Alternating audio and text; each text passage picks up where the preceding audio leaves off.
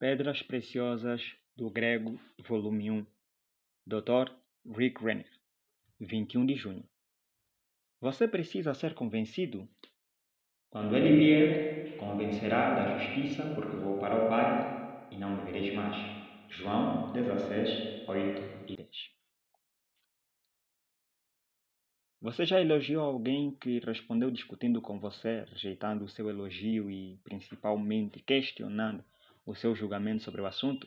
Por exemplo, após você ter dito a uma pessoa que ela parecia ter perdido peso, ela lhe respondeu dizendo quão gorda está, em vez de lhe agradecer pelo elogio? A pessoa pode ter dito: bem, eu ganhei muito peso e pareço muito gorda agora.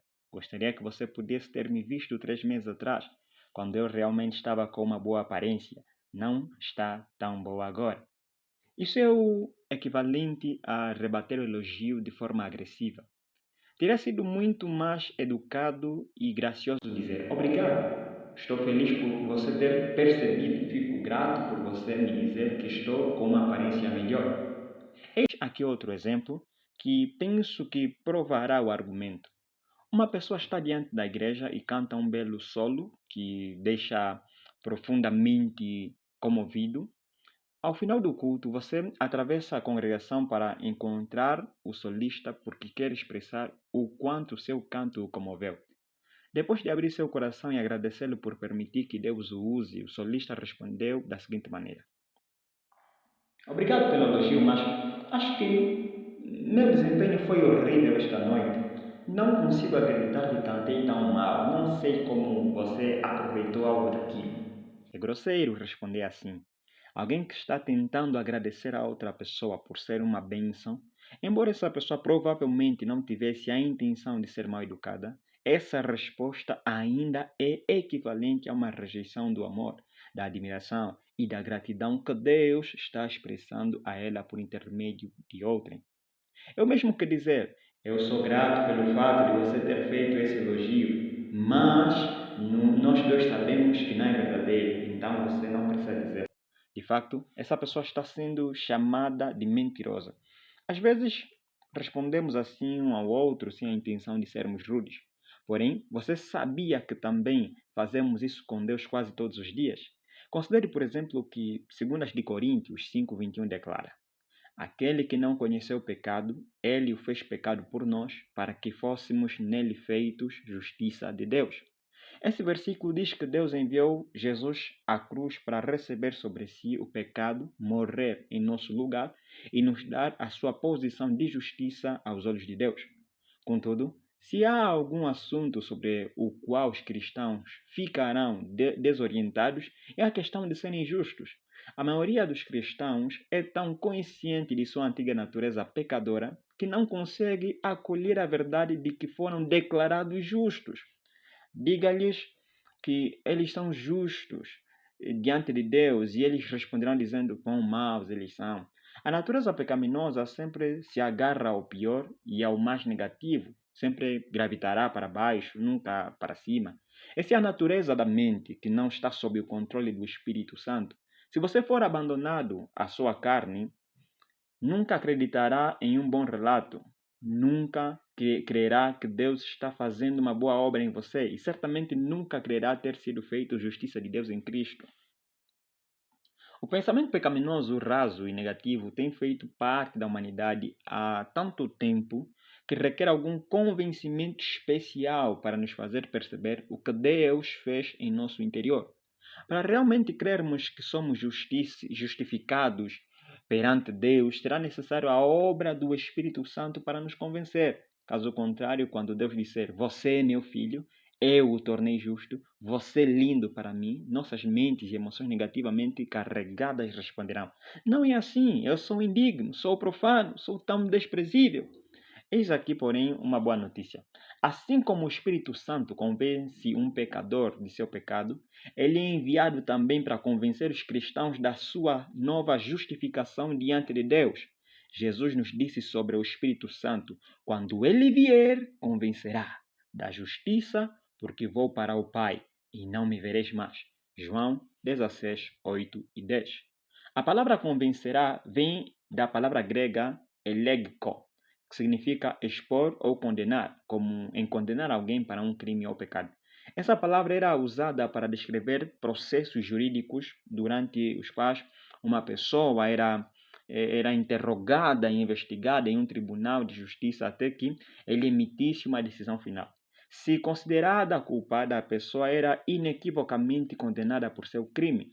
Nesse sentido, a palavra elegiko descreve a obra do Espírito para convencer total e inconfundivelmente um pecador de seu pecado. Quando o Espírito Santo termina de abrir os olhos de uma pessoa para o seu pecado, ela sabe que é pecadora. Não há como o incrédulo escapar da verdade quando o Espírito Santo a revelou ao seu coração. Porém, a palavra convencerá é usada também em sentido positivo.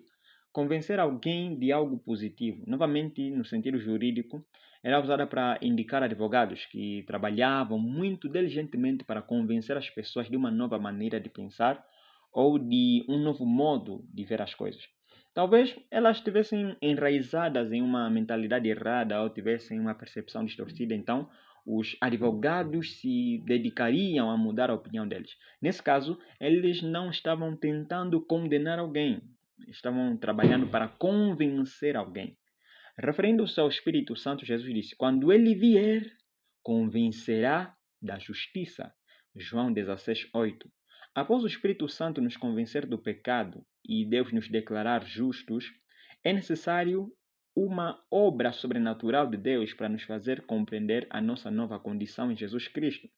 Essa percepção é tão sobrenatural quanto o momento em que reconhecemos que estávamos perdidos. Só que, dessa vez, estamos sendo sobrenaturalmente despertados para o fato de que somos justos. Consigo me lembrar de quando acordei para essa verdade muitos anos atrás. Eu estava dirigindo pela rua, me sentindo totalmente injusto, enquanto ouvia uma fita didática sobre o tema da justiça. De repente, minha mente começou a entender o que eu estava ouvindo. Foi como se alguém tirasse uma venda dos meus olhos e tampões das minhas orelhas pela primeira vez. Eu estava vendo e ouvindo a verdade sobre a minha nova justiça em Cristo Jesus. Essa verdade estava indo diretamente ao meu coração pelo poder do Espírito Santo. Eu não só ouvia as palavras, mas também as entendi. O meu homem interior pulou de alegria quando o Espírito de Deus iluminou a minha compreensão da justiça. Ele me convenceu da verdade e eu fui liberto daquela mentalidade. Se você luta contra uma autoimagem pobre e um constante sentimento de condenação, precisa que o Espírito Santo faça a sua obra convincente em sua vida. Somente Ele pode abrir seus olhos para verem quem você se tornou em Jesus Cristo. Quando os seus olhos tiverem sido abertos e você entender que é justo, nunca mais lançará agressivamente a verdade de volta para Deus, nem discutirá com Ele. Quando o Espírito Santo lembrar de que você foi declarado justo, você gritará com alegria: obrigado, esse é exatamente quem eu sou. Isso significa que você não precisa ser negativo quanto a si mesmo o tempo todo.